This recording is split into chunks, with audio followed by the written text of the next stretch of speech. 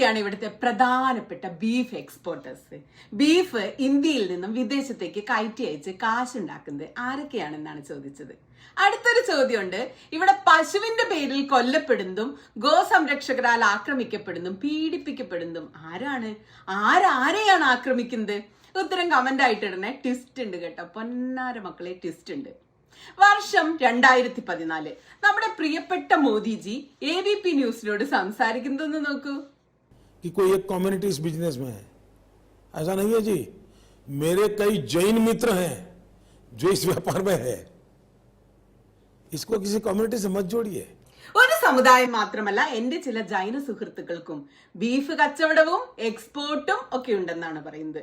ഇതാണ് സത്യമെന്നിരിക്കെ പശുവിന്റെ പേരിൽ പീഡിപ്പിക്കപ്പെടുന്നത് മുഴുവൻ മുസ്ലിങ്ങളായി മാറുന്നത് എന്തുകൊണ്ടാണ്? അത് എന്ത് പൊളിറ്റിക്സ് ആണ്? അവസാനം സഹികെട്ട് മഹാരാഷ്ട്രയിലെ അറവുകാരായ മുസ്ലിം വിഭാഗത്തിലുള്ള ഖുറേഷികൾ ഒരു പ്രത്യേക തീരുമാനമെടുത്തു. ഒരു വ്യത്യസ്തമായ സമരാണത്. അവർ കഴിഞ്ഞ ഒരു മാസമായി സമരത്തിലാണ്. സഹി കെട്ടിട്ട് പീഡനം സഹിക്കാൻ വയ്യാഞ്ഞിട്ടാണ്. ഉത്തരേന്ത്യയിൽ ഇറച്ചി കിട്ടാതെ പലരും ഭ്രാന്ത് പിടിച്ച് പാഞ്ഞു നടക്കുന്നുണ്ടെന്നാണ് കേട്ടോ കരക്കമ്പി. ആ വ്യത്യസ്തമായ സമരത്തിന്റെ വിശദാംശങ്ങളിലേക്ക് വരും മുമ്പ് ഒരു ചെറിയ 1-2 കാര്യം പറയട്ടെ. ഇവിടെ പ്രധാനപ്പെട്ട ബീഫ് എക്സ്പോർട്ടേഴ്സിന്റെ ലിസ്റ്റ് നിങ്ങളൊന്ന് എടുത്ത് പരിശോധിക്കണം. മിക്കതും ഹിന്ദുക്കളുടെ ഉടമസ്ഥതയിലുള്ളതോ അല്ലെങ്കിൽ ഹിന്ദുക്കൾക്ക് പാതിയെങ്കിലും ഉടമസ്ഥാവകാശമുള്ളതോ ഒക്കെയാണ് മിക്കവാറും കമ്പനികൾ. പക്ഷെ മിക്ക കമ്പനികൾക്കും അറബി പേരുണ്ട് കേട്ടോ. ഉദാഹരണത്തിന് അറേബ്യൻ എക്സ്പോർട്ട് പ്രൈവറ്റ് ലിമിറ്റഡ് എന്നുള്ള പേര് കേൾക്കുമ്പോൾ നമ്മൾ ആരാ ഉടമസ്ഥൻ എന്ന് ഓർക്കുക? ഉടമസ്ഥൻ സുനിൽ കപൂർ. അടുത്ത നോക്കൂ, അൽ നൂർ എക്സ്പോർട്സ് പ്രൈവറ്റ് ലിമിറ്റഡ്, ഉടമസ്ഥൻ സുനിൽ നൂദ്. അൽ അബീറിന്റെ ഉടമ ഒരു ഹിന്ദു ആണെന്നൊക്കെ വലിയ വിവാദങ്ങൾ ഉണ്ടായിരുന്നെങ്കിലും അതിന്റെ ഉടമസ്ഥൻ ഗുലാമുദ്ദീൻ എം ഷെയ്ഖ് ഫാമിലിയും ഒക്കെയാണ് അത് കൈകാര്യം ചെയ്യുന്നതെന്നാണ് ഇപ്പൊ വരുന്ന വാർത്തകൾ. എന്നാൽ നാട്ടിലേക്ക് നിങ്ങളൊന്ന് ഇറങ്ങി നോക്കണം.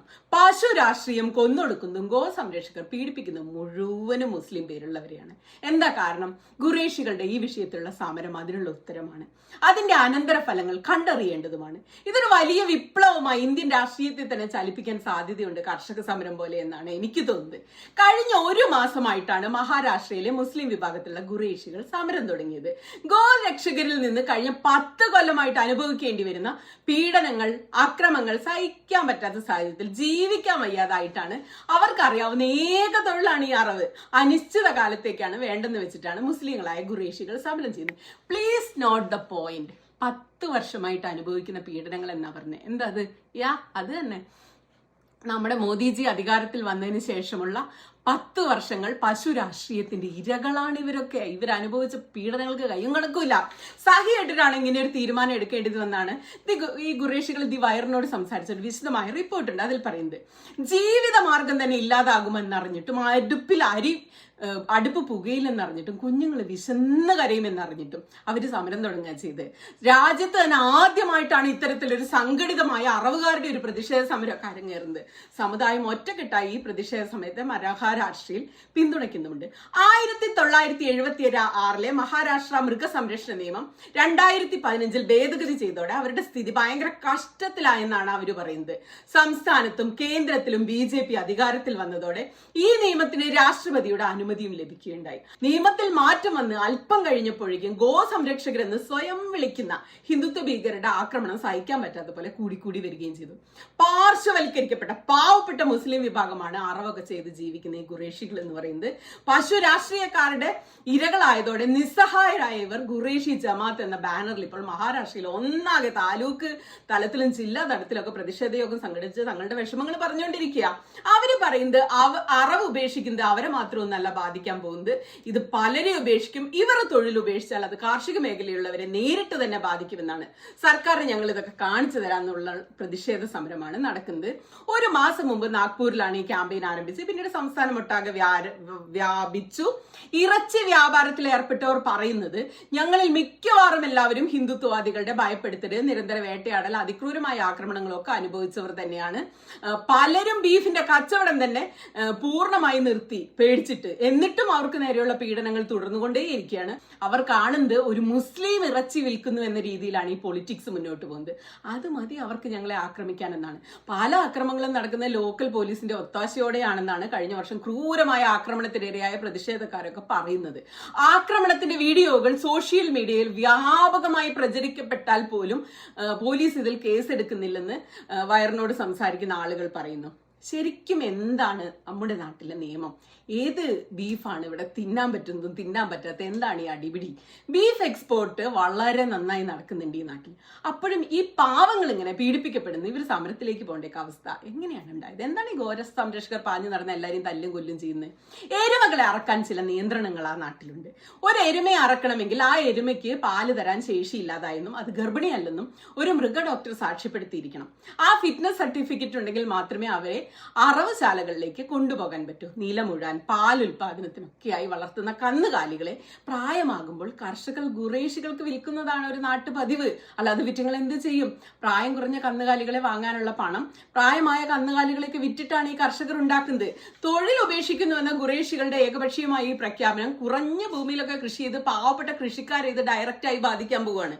ചെറുകിട കർഷകരുടെ ജീവിതത്തെയും ബാധിക്കും. പ്രത്യേകിച്ചും ഈ കർഷക ആത്മഹത്യകളും കർഷകർ തന്നെ വലിയ ദുരിതത്തിലാണ്. ഖുറേഷികളെക്കാൾ വലിയ കഷ്ടത്തിലാണ് കർഷകർ. സർക്കാരിന്റെ കണക്ക് പ്രകാരം ഈ വർഷം മാത്രം ജനുവരി മാർച്ചിനിടയിൽ 767 കർഷകർ ആത്മഹത്യ ചെയ്തു എന്ന റിപ്പോർട്ടുണ്ട്. മുസ്ലിം ജനസംഖ്യ കൂടുതലുള്ള ഇടങ്ങളിൽ താലൂക്ക് തലത്തിൽ സർക്കാർ വളരെ വ്യവസ്ഥാപിതമായി അറവുശാലകൾ പൂട്ടുകയാണെന്നാണ് സമരക്കാരുടെ മറ്റൊരു ആരോപണം. കൂടാതെ മൃഗ ഡോക്ടറുടെ പരിചരണം ആവശ്യമായിടത്ത് ഡോക്ടറെ നിയമിക്കുന്നില്ലെന്നുള്ള പരാതിയും ഇവർക്കുണ്ട്. സർട്ടിഫിക്കറ്റുകളില്ല, അറവുശാലകളില്ല. പല അറവുകാരിപ്പോ സ്വന്തം വീട്ടിൽ വെച്ചാണ് ഈ അറവുകൾ നടത്താൻ നിർബന്ധിതരാകുന്നത്. തങ്ങളുടെ തൊഴില് അറവായതുകൊണ്ട് അത് വീട്ടിൽ വെച്ച് നടത്താൻ വേണ്ടി നിർബന്ധിതരായ ഒരു കൂട്ടം മനുഷ്യർ. എന്നാൽ വീട്ടു പരിസരങ്ങളിൽ വെച്ച് അറവ് നടന്ന് ഗൗരവതരമായ ആരോഗ്യ പ്രശ്നങ്ങളുണ്ട്, നിയമപ്രശ്നങ്ങളുണ്ട്, വേസ്റ്റ് മാനേജ്മെന്റ് പ്രശ്നമുണ്ട്. മുനിസിപ്പൽ അധികൃതർക്ക് ഈ വിഷയമൊക്കെ അറിയാമെങ്കിലും അറവിന് ശേഷം പരിസരം വൃത്തിയാക്കാനുള്ള സഹായം പോലും ഇവരുടെ ഭാഗത്തുനിന്ന് കിട്ടുന്നില്ല. സ്വന്തം വസതികളിൽ സത്യത്തിൽ അറവ് നടന്ന അനധികൃതവുമാണ്. മറാത്ത്വാഡയിൽ ഇതിനകം നിരവധി പേർക്കെതിരെ വീട്ടിൽ അറുത്തതിന്റെ പേരിലും കേസ് രജിസ്റ്റർ ചെയ്തിട്ടുണ്ട്. ജൂലൈ 14 കേന്ദ്ര റൂറൽ സഹമന്ത്രി പങ്കജ് ബോയർ പറഞ്ഞത് ബീഫ് കള്ളക്കടത്ത് തടയുന്നതിന് സംസ്ഥാന സർക്കാർ പുതിയ നിയമം കൊണ്ടുവരുമെന്നാണ്. കള്ളക്കടത്ത് തടയുന്നതിന് മുൻനിരയിൽ പ്രവർത്തിക്കുന്ന ഗോരക്ഷാ പ്രവർത്തകർക്കെതിരെയുള്ള കേസുകൾ മുഴുവൻ പിൻവലിച്ചു കൊടുത്ത് ഇവർ റോട്ടിലേക്ക് വീണ്ടും ഇറക്കിവിടാൻ പോവുകയാണത്രേ. നിലവിലുള്ള ഗോവധ നിരോധന നിയമത്തിന്റെ കുറവുകളെ പരിഹരിക്കുന്നതായിരിക്കും പുതിയ നിയമം എന്നാണ് അദ്ദേഹം പറയുന്നത്. ബീഫ് കള്ളക്കടത്തുകാർക്ക് മേല് Maharashtra control of organised crime act ഭയങ്കര ഭീകര നിയമമൊക്കെയാണ് ചുമത്തിയിട്ട് കേസെടുക്കുകയും ശിക്ഷിക്കുകയും ഒക്കെ ചെയ്തുകൊണ്ടിരിക്കുന്നത്. സംസ്ഥാനത്ത് ആകെയുണ്ടായ ഗോരക്ഷാക്രമങ്ങളുടെ ഒരു കണക്കെടുക്കുകയാണെങ്കിൽ ഇതിനൊക്കെ ഒരു പാറ്റേൺ ഉണ്ട്. പശു സംരക്ഷണ സംഘത്തിന് സംസ്ഥാനത്തൊട്ടാകെ നെറ്റ്വർക്കാണ്. ബീഫ് കയറ്റി ഒരു വണ്ടി സ്റ്റാർട്ട് ചെയ്താൽ പോലും ആ വിവരം എല്ലാ ഗോരക്ഷകരിലേക്കും നിമിഷങ്ങൾക്കകം എത്തുകയാണ്. ചിലപ്പോൾ അവർ പോലീസിനെ കൂട്ടി വരുന്നു, ചിലപ്പോൾ നേരിട്ട് വന്ന് തല്ലുന്നു, കൊല്ലുന്നു. ഈ പ്രാദേശിക ട്രാൻസ്പോർട്ടേഴ്സ് അവർ വെറും ഡ്രൈവർമാർ മാത്രമാണ്. അവർക്ക് ഇത് ബീഫുമായിട്ടൊന്നും ഒരു ബന്ധമില്ല. കന്നുകാലികളുടെ ഉടമസ്ഥരല്ല. പക്ഷെ അവർ ക്രൂരമർദ്ദനത്തിന് ഇരയാവുകയും ഈ അക്രമമെല്ലാം ഗോരക്ഷയുടെ പേരിൽ ന്യായീകരിക്കപ്പെടുകയും ചെയ്യുന്നു. വണ്ടിയിൽ കന്നുകാലികളെ കയറ്റി പോകുന്നവരെ തടയുന്നതും ആക്രമിക്കുന്നതും നിത്യ സംഭവങ്ങളാണ്. അത് കൊല്ലാൻ വേണ്ടി കൊണ്ടുപോകുക അല്ലെങ്കിൽ പോലും. ചുരുക്കി പറഞ്ഞാൽ ഇപ്പോൾ നടക്കുന്ന ഖുറേഷികളുടെ സമരം അറവുകാരെ മാത്രമല്ല ബാധിക്കുക, ഇതുമായി ബന്ധപ്പെട്ട് കിടക്കുന്ന എല്ലാ മേഖലകളെയും കർഷകരെയും ഒക്കെ നന്നായി ബാധിക്കാൻ പോവുകയാണ്. മഹാരാഷ്ട്രയിൽ ഒരു ദിവസം ഏകദേശം ഒരു കണക്കെടുത്ത് നോക്കുകയാണെങ്കിൽ 5000 കന്നുകാലികളെയാണ് അറക്കുന്നത്. ഒരു കന്നിനെ കുറഞ്ഞത് 20,000 രൂപയ്ക്ക് വിറ്റാൽ പോലും മാസം 300 കോടിയുടെ വിപണിയാണ് അറവ് മാടുകളുടേത്. ഛത്രപതി സാംബാജി നഗറിൽ മാത്രം സ്വകാര്യ കമ്പനികൾ വൻതോതിൽ ബിസിനസ് നടന്നു. 40,000 രൂപയ്ക്ക് ദിവസം 800 എരുമകളെയൊക്കെയാണ് വലിയ സ്വകാര്യ കമ്പനി വിറ്റുകൊണ്ടിരിക്കുന്നത്. അവരുടെ ഒരു മാസത്തെ ടേൺ ഓവർ പോലും കുറഞ്ഞ പൈസ കൂട്ടിയാൽ പോലും 100 കോടിയുണ്ട്.